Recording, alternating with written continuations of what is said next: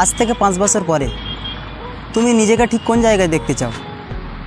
এই প্রশ্নটা শোনার পরে তোমার মনে যে সাকসেসফুল মানুষটার ছবি ভেসে উঠল, যে লাইফস্টাইলটা ভেসে উঠল, ওই সাকসেসফুল মানুষটা হওয়ার জন্য তুমি নিজে কি পরিশ্রম করছো, নাকি বসে বসে ভাবছো 4.5 বছর পরে একটা লটারি লেগে যাবে আর হঠাৎ করে আমার জীবন বদলে যাবে? যদি এমনটা ভেবে থাকেন তাহলে 5 বছরে কেন 50 বছরেও তুমি কিছু করতে পারবে না। আগে হ্যাঁ বস, আজকের এই ভিডিওতে বলা কথাগুলো একটু মনোযোগ সহকারে শুনবে। কি হতে চাও, জীবনে কি হতে চাও আগে এটা ডিসাইড করো। আজ তোমার কোনো বন্ধু ইউটিউব থেকে টাকা ইনকাম করছে, তুমি মনে করলে আজ থেকে ইউটিউবে ভিডিও আমিও বানাবো। কাল তোমার ভাই বা বোন যদি ব্যবসা করে টাকা ইনকাম করে, তোমারও মনে হবে আমিও কাল থেকে ব্যবসা করব। এরই মধ্যে যদি তোমার দাদা বা দিদি সরকারি চাকরি পেয়ে যায়, তাহলে তোমার মন সরকারি চাকরি হয়ে যায়। এখানেই সবথেকে বড় সমস্যা। জীবনে কি হতে চান সবথেকে প্রথম সেটাকে ডিসাইড করুন। এই যে তুমি সবার মতো হতে যাচ্ছ, এতে নিজের ইচ্ছাগুলো হারিয়ে ফেলছো। নিজের ট্যালেন্টটাকে দেখাও, নিজের ট্যালেন্টটাকে বার করে একটা জিনিসের উপরে ফোকাস করো।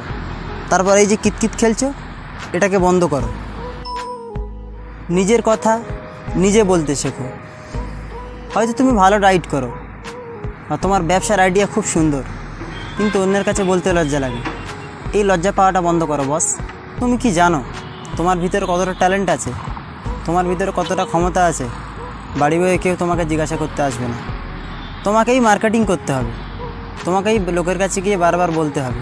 যদিও তোমার ভিতরে 20%ও প্রতিভা থাকে, সেটা মানুষকে দেখান। কারণ 100টা মানুষের ভিতরেও তোমার ট্যালেন্ট থেকে একজন মানুষ কাজে আসবে, এটা মনে রেখো বস। সবসময় অ্যাভেলেবেল হওয়া যাবে না। একটা জিনিস খেয়াল করে দেখবেন, জামাকাপড় দোকানে যখন সেল দেয় পাশে লিখে দেয় সীমিত সময়ের জন্য, অর্থাৎ তুমি ওই সময়ের ভিতরে জামাকাপড় নিতে পারলে কম দামে পাবে। কিন্তু কেন এমনটা করে কোম্পানি? সীমিত সময়ের জন্য কেন লিখে দেয় কোম্পানি? যদি সারা বছর সেল দিয়ে যায়, তাহলে মানুষ ভাবতে থাকে এই কোম্পানির মধ্যে বিক্রি হয় না, সেই জন্য সারা বছর সেল দেয়। তো মানুষের সাইকোলজিতে এটাই কাজ করে। না বলতে শেখো, কারণ না বলাটা একটা আর্ট, আর যত তাড়াতাড়ি পারো সে আর্টের আর্টিস্ট হয়ে যাও।